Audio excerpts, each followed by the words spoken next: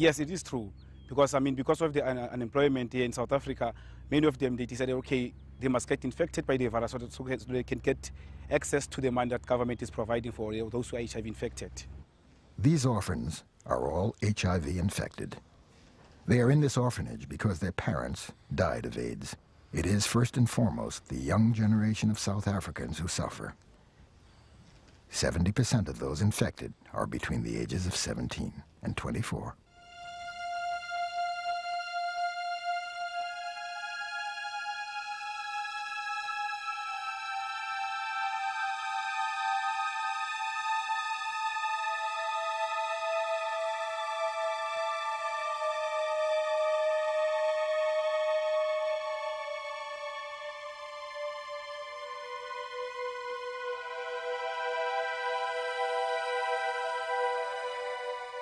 If the government can stop paying debt, and the money that is used for the debt can help people who are living with HIV and AIDS. And people who are living with HIV and AIDS are the most people who are suffering because of unemployment. People cannot afford to buy the expensive medication for their health.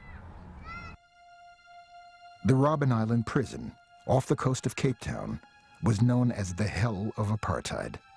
The United Nations declared apartheid to be a crime against humanity. Despite an international boycott against South Africa, 14 major international banks continued to give loans to the brutal regime.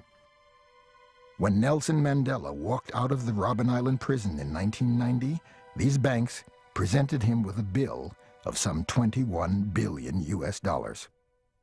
The debt is odious or illegitimate because it was taken not for the well-being of the general public, but for a sectional group of people.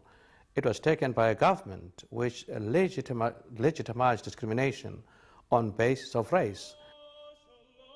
The present government of South Africa claims that it has chosen to repay the apartheid regime's debts in order not to scare away important international investors. The government has therefore rejected the demands of the organizations fighting the apartheid debt.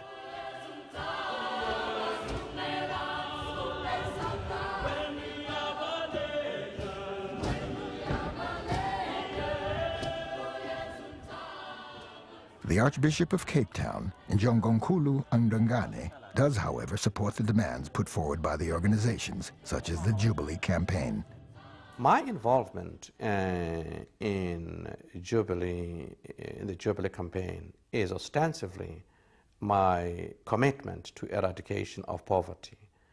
And I have a dream of a world with a human face.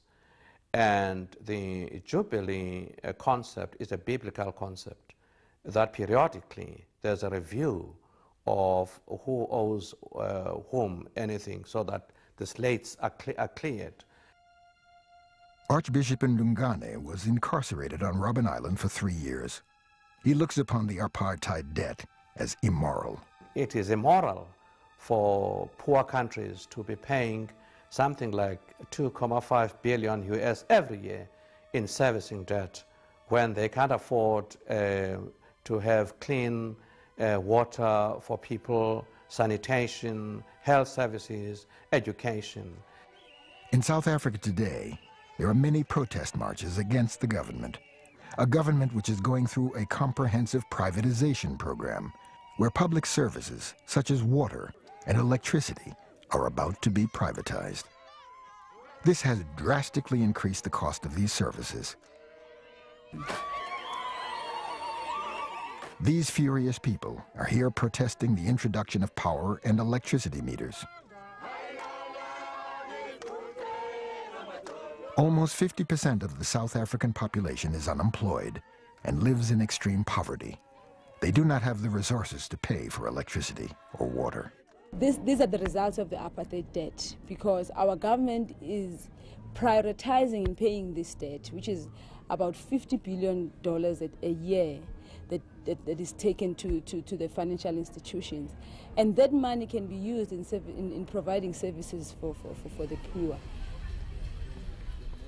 An organization has been established to reconnect electricity to poor households who have had their electricity cut off. 20,000 homes have been reconnected so far. Can you explain what you are doing here? Yeah, this is what we called Operation Kanyesa in our organization. When Eskom disconnect electricity for our people, we reconnect electricity free of charge. Yes, so because we believe that electricity is a right, not a privilege. Therefore, we are violating our people's right by depriving them access to electricity.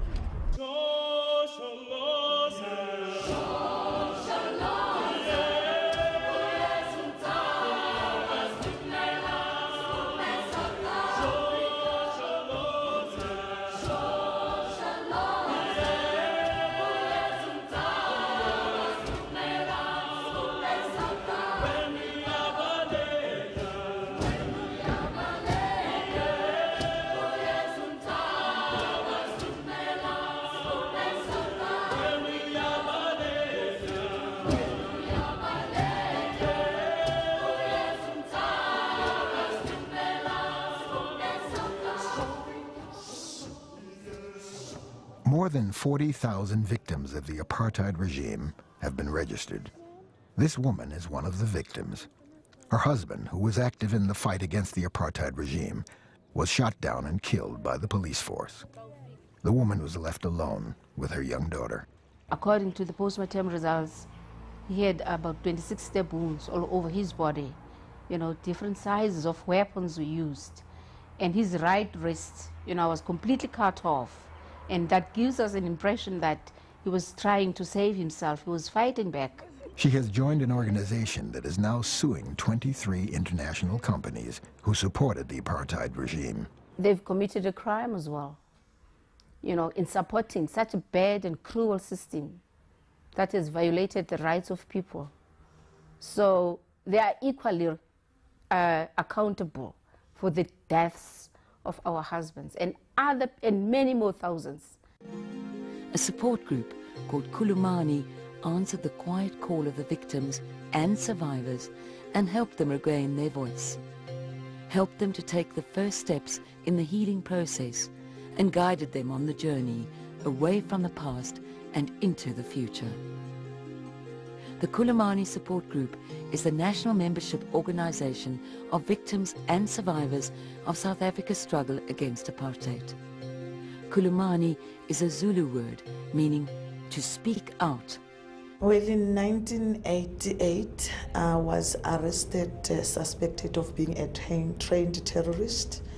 I was tortured, severely tortured, still got some electric shock scars, and I was brutally raped by 4 white policemen. The leader of the Kulumani support group is South African peace activist Marjorie Jobson. In the apartheid era, she led a white female organization opposing the regime. She is now spearheading the lawsuit initiated in a New York court against the 23 international companies. The companies that have been targeted in this action are companies that we could directly link to having enabled the apartheid government to survive as long as it did survive. So there are banks in mainly Switzerland and Germany. There are oil companies who provided petroleum. South Africa